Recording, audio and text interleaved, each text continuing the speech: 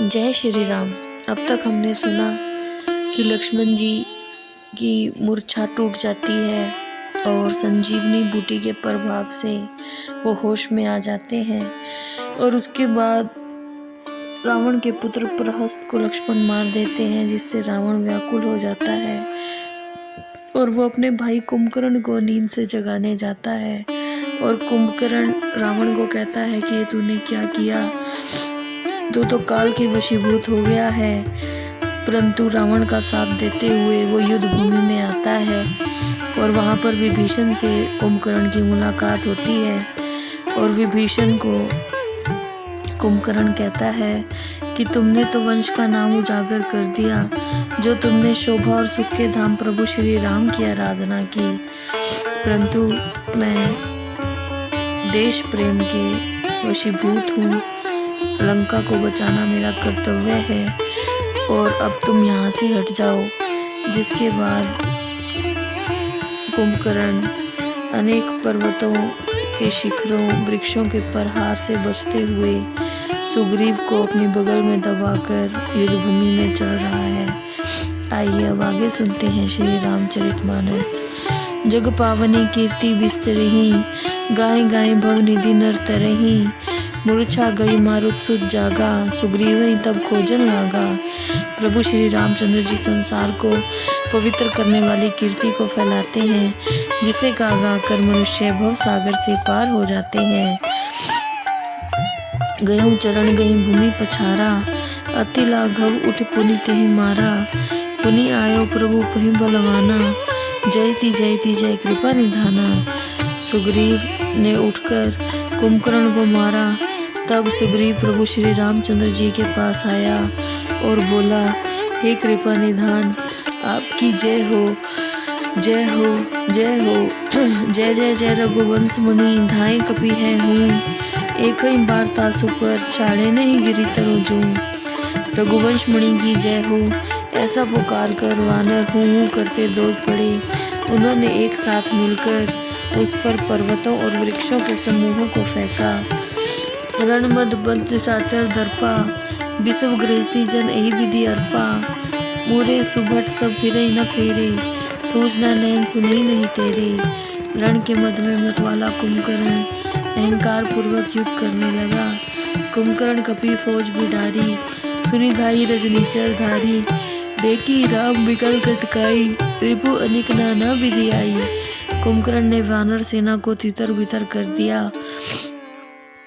यह सुनकर सब राक्षस सेना दौड़कर आई। तब कमल नयन प्रभु श्री रामचंद्र जी बोले, हे सुग्रीव, हे विभीषण, हे लक्ष्मण, सुनो, तुम सब मिलकर सेना को संभालना। अब मैं इस दुष्ट के पराक्रम और सेना को देखता हूँ। सत्य संत छाड़े सर लच्छा, काल सर्प जनु चले सपच्छा, जह तह चले विपुल नाराचा, लगे कटन भट्ट विकट पिसाचा। इसके बाद सत्य प्रतिज्ञा प्रभु श्री रामचंद्र जी ने 1,00,000 बाण छोड़े और वो बाण ऐसे चले जैसे पंख चल रहे हों और जिससे भयंकर राक्षस योद्धा कटने लगे। छनमो प्रभु के साय कन्ही, काटे विकट पिसाच, पुनि रघुवीर निशंग महु, प्रभु सब नाराज। क्षण भर में प्रभु श्री रामचंद्र जी के बाणों ने भयंकर राक्षसों को काट डाला। इसके बाद सब बाण वापस आकर तरकस में घुस गए। पुनि धनु तानि कोपी रघुनायक, छाणे अति कराल बहुसायक, तन मोह प्रभुसी निसरी सर जाही, जिमि दामन घन माज समाही। फिर क्रोध में भरकर श्री रामचंद्र जी ने धनुष को खींचकर कठोर बाणों को चलाया। वे बाण कुंभकर्ण के शरीर में घुसकर ऐसे पार हो जाते थे जैसे बिजली मेघों में समा जाती है। भागे भालू बलिमुख जूथा, ब्रिकु बिलो की जिमी वेश भरूथा, चले भागी कपि भालू भवानी, विकल पुकारत आरत वानी। कुंभकर्ण व्याकुल हो गया और वो चलने लगा। उसके पैरों से कई सेनाएं, कई वानर उसके पैरों के नीचे आकर नष्ट हो गए। रीछ और वानर दौड़कर आ गए। रीछ और वानरों के समूह ऐसे भागने लगे जैसे भेड़िए को देखकर भेड़ों के झुंड भागने लगते हैं। शिवजी पार्वती जी से कहते हैं, हे पार्वती, वानर रीछ व्याकुल होकर दुखित वाणी से पुकारते हुए भाग चले। सकुर्ण बचन सुनत भगवाना, चले सुधारी सरासन बाना। राम से निज पाछे घाली, चले सकोप महाबलशाली। उनके दीन वचनों को सुनते ही भगवान श्री राम धनुष बाण संभाल कर चल पड़े। सेना को पीछे रखकर क्रोध सहित पराक्रमी प्रभु श्री रामचंद्र जी आगे चले। लीने एक तही सैल उपाटी, रघुकुल तिलक भुजा सोई काटी। दावा बाम बाहु गिरधारी, प्रभु सौ भुजा काटे पहिए पारी। कुंभकर्ण ने एक पर्वत उखाड़ लिया, इस पर प्रभु श्री रामचंद्र जी ने उसकी उस भुजा को ही काट दिया। फिर कुंभकर्ण बाएं हाथ में पर्वत लेकर दौड़ा तो प्रभु श्री रामचंद्र जी ने उसकी बाएं भुजा को भी काटकर पृथ्वी पर गिरा दिया। करी चिक्कार घोर अति, धावा बदन पसार। गगन सिद्ध सुर त्रासी, थाहा हेति पुकार। वे भयंकर चित्कार करके मुंह फाड़कर दौड़ा।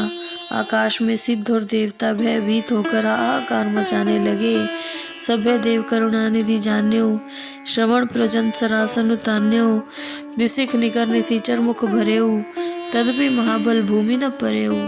करुणा के सागर प्रभु श्री रामचंद्र जी ने देवताओं की पुकार को सुना और अपने धनुष को कान तक खींचा और बाणों से कुंभकर्ण का मुंह भर दिया।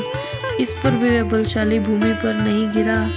तब प्रभु श्री रामचंद्र जी ने क्रोध में भरकर एक पैना बांध लिया और कुंभकर्ण का सिर धड़ से अलग कर दिया। सो सिर परेऊ दसानन आगे, बिकल भयऊ जमि फनि मनि त्यागे। धरनी दिसई धर धाव प्रचंडा, तब प्रभु काट कीन्हे दुई खंडा। वैसे रावण के सम्मुख जाकर गिरा। उसे देखकर रावण इतना व्याकुल हुआ जैसे मणि के छूट जाने पर सर्व व्याकुल हो जाता है। कुंभकर्ण का धड़ भी ऐसे दौड़ा जिससे धरती धंसने लगी। इस पर प्रभु श्री रामचंद्र जी ने उसके धड़ के भी 2 टुकड़े कर दिए। कुंभकर्ण का तेज प्रभु श्री रामचंद्र जी के मुख में समा गया। ये देखकर देवता मुनि और सबको बड़ा आश्चर्य हुआ। सरदुदुम्बी बजावई हर्षी, स्तुति करई सुमन बहु बरसी। करी बिनती सुर सकल सिधाए, तेहि समर देव ऋषि आए।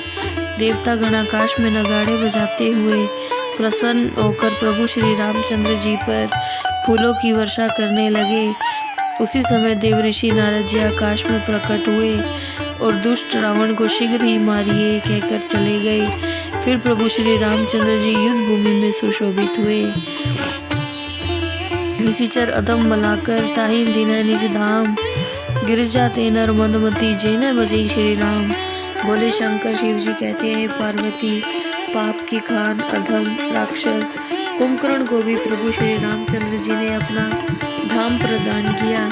ऐसे प्रभु श्री रामचंद्र जी का जो मनुष्य भजन नहीं करता वो मंद बुद्धि है। जय श्री राम।